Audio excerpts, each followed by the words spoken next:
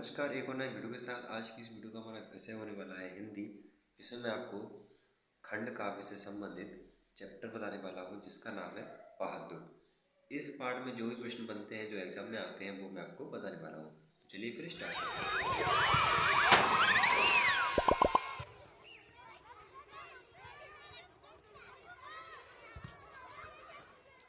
हैं। एग्जाम में प्रश्न आता है बहादुर कहानी का चरित्र चित्रण लिखिए या बहादुर का चरित्र चित्रण लिखिए। इस तरीके का प्रश्न आता है एग्जाम में। तो आप किस प्रकार से इस प्रश्न का उत्तर दोगे मैं आपको शेयर बताने वाला हूँ, मतलब शेयर करने वाला हूँ।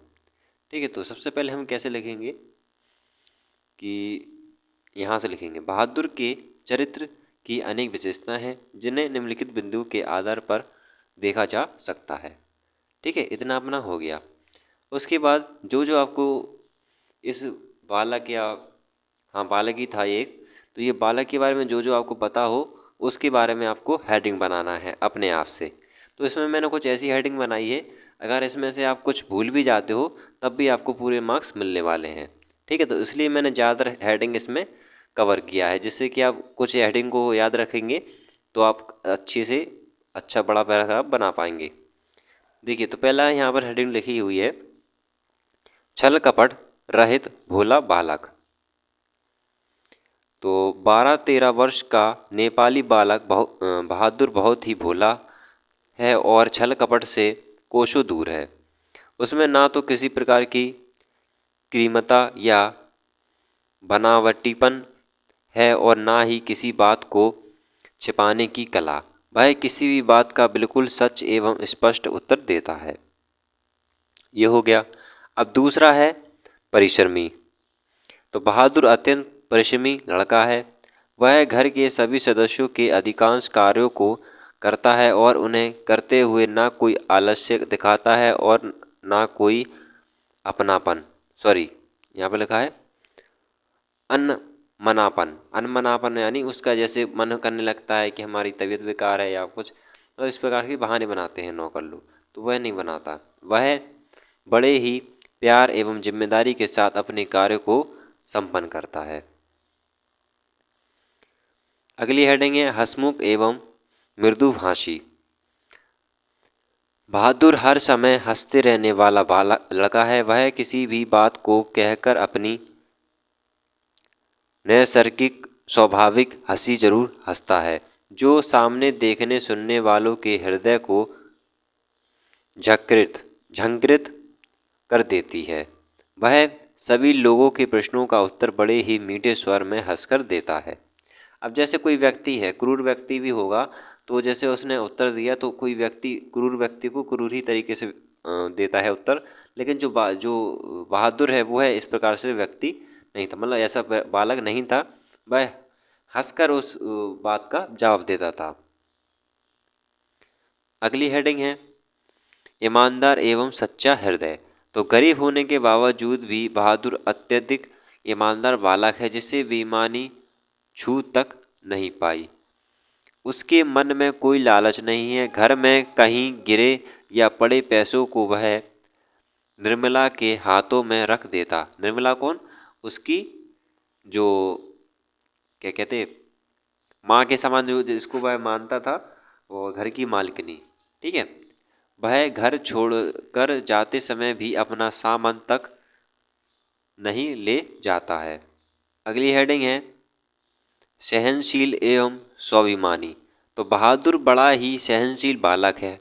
वह घर के सारे काम करने के बावजूद निर्मला की डांट खाता रहता है।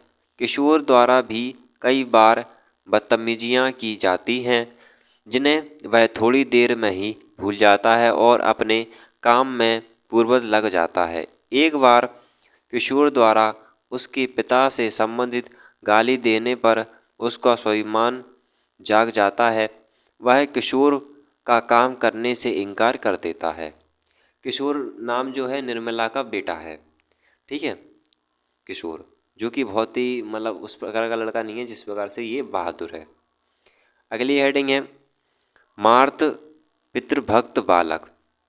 बहादुर का हृदय मार्त भक्ति एवं पितृभक्ति की भावना से ओतप्रोत है।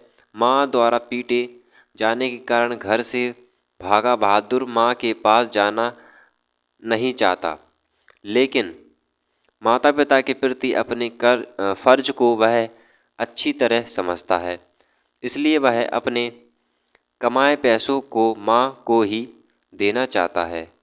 अपने पिता के प्रति प्रेम ने ही उसे किशोर का काम करने से मना करने हेतु प्रेरित किया। ठीक है, तो जो माँ का और उसका पिता का जो जो उसको सिखाते थे, जो उसकी प्रेरणा थी, तो उसी के अनुसार वह काम किया करता था। अगली हेडिंग है व्यवहार कुशल। बहादुर बहुत व्यवहार कुशल बालक है। इसी व्यवहार कुशलता के कारण वह घर के सभी सदस्यों को अत्यधिक प्रभावित कर देता है। मोहल्ले के बच्चों को भी वह अपने गाने सुनाकर मोहित कर लेता है। अगली हेडिंग है स्नेही बालक। वह निर्मला के अंदर अपनी माँ की छवि देखता है। वह स्नेह का भूखा है। जब निर्मला उसका ध्यान रखती है तो वह भी बीमार निर्मला का बहुत ध्यान रखता है। उसे निर्मला के स्वास्थ्य की बहुत चिंता है। इस प्रकार बहादुर पाठकों के हृदय पटल पर अपना अमिट चित्र अंकित कर देता है।